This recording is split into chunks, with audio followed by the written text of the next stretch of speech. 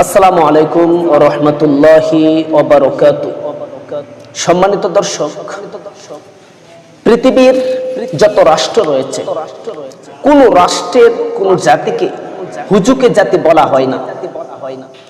পৃথিবীর প্রান্তে একটি মাত্র দেশ রয়েছে, যে দেশটার নাম বাংলাদেশ। এই বাংলাদেশের মানুষকেই একমাত্র বলা হয় হুজুকে জাতি। অর্থাৎ বাংলাদেশের যত বড় ওকারেন্সি হয়ে যাক না কেন, যত বড় ক্রাইম যার মাধ্যমে সংগঠিত হয় না কেন, দেখবেন হওয়ার পরে ক্রাইম সংগঠিত হওয়ার পরে একদিন, দুই দিন, 3 দিন, 1 সপ্তাহ সর্বোচ্চ এটাকে নিয়ে মানুষ মাতামাতি করে। এই বিষয়টাকে মানুষ আলোচনা সমালোচনা ভিতরে রাখে। সর্বোচ্চ 1 সপ্তাহের ভিতরে সব ঘটনা, সব ক্রাইম অকারেন্স মানুষ ভুলে গিয়ে এমন ভাবে হুজুকে হয়ে যায়, এমন ভাবে চলাফেরা করা শুরু করে দেয় যে তার দেশে, এই নাগরিকের দেশে কখনো এমন কিছু হয়নি যেটা হওয়ার কারণে একজনের ক্ষতি হয়েছে কিংবা আরেকজনের লাভ হয়েছে, কিংবা আমার জাতির, আমার ধর্মের কোন ক্ষতি কারো দ্বারা সংগঠিত হয়েছে। যেমন মনে করেন আসিয়াকে 8 বছরের বাচ্চা যারা দর্শন করেছে, মৃত্যুর আগ পর্যন্ত এই 3 থেকে 4 দিন মানুষ খুব মিছিল মিটিং করেছে, রাজপথে থেকেছে, আলোচনা সমালোচনার ভিতরে এটা বারবার বেশি উঠেছে।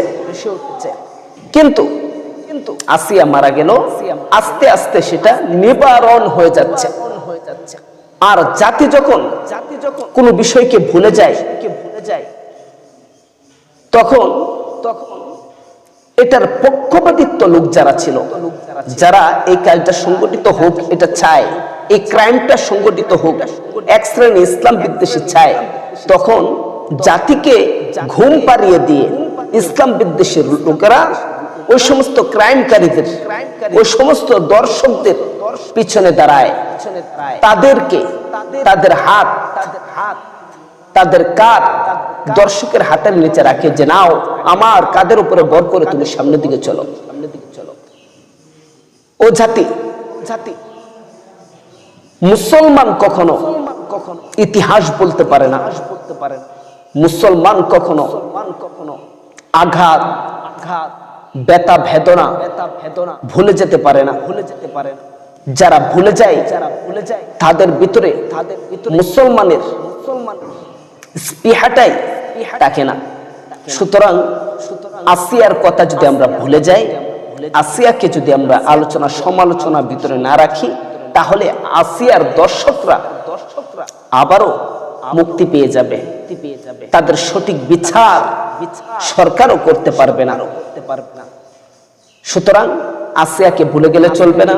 আসিয়ার মৃত্যু যে বেদনা আমাদের বুকের ভিতরে জাগ্রত রাখতে হবে 24টি ঘন্টা প্রতিনিয়ত যদি রাখতে পারেন, আর তাদের দর্শকের ফাঁসি হওয়া পর্যন্ত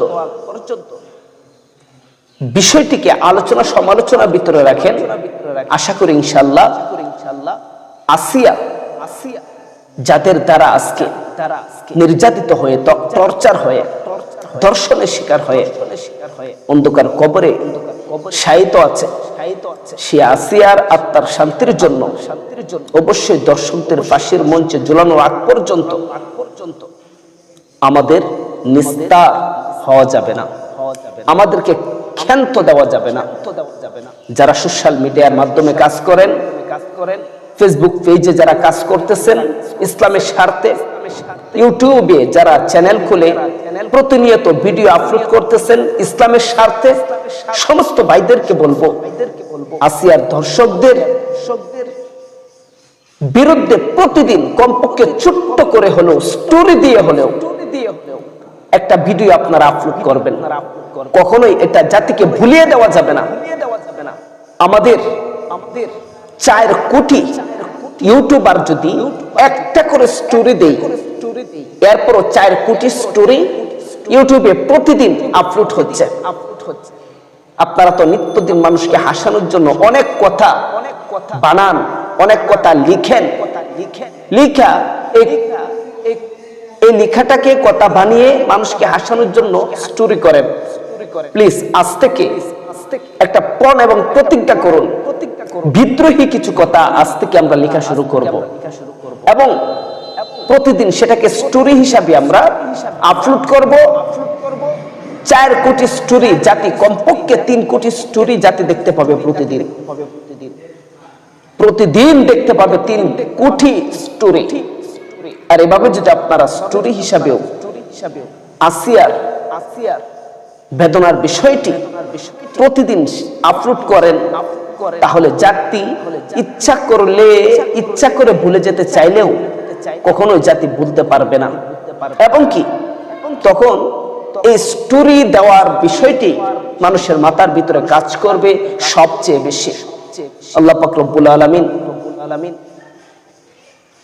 আমার বোন আসিয়া, সে তো অবশ্যই কোরআন ও হাদিসের মাসআলা অনুযায়ী, থিওরি অনুযায়ী শহীদি মর্তবা পেয়েছেন, আলহামদুলিল্লাহ।